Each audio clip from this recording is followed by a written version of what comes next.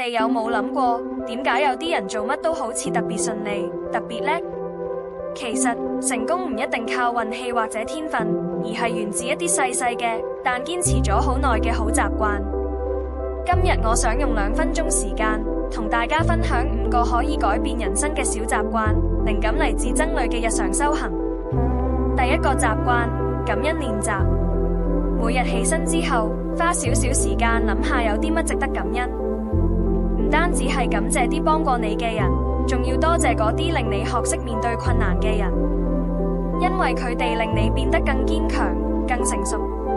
當你日日都練習感恩，你嘅心態會越嚟越正面，人生都會變得輕鬆啲。第二個習慣，朝早冥想。朝早係內心最靜嘅時候，閉埋眼，專注自己嘅呼吸，俾自己幾分鐘空間去清空腦袋。呢個做法可以幫你用一個平靜、清醒嘅狀態開始新一日。第三個習慣，寫日記。臨瞓前寫低今日發生嘅好事、值得感恩嘅事，仲可以反思一下自己有冇邊啲地方可以做得更好。咁樣做唔單止令你更了解自己，仲會令你每日瞓得更安心。第四個習慣，正念飲食。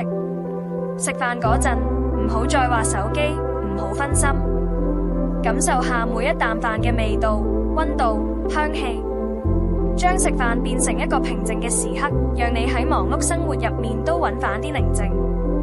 第5個習慣，計劃你嘅一日。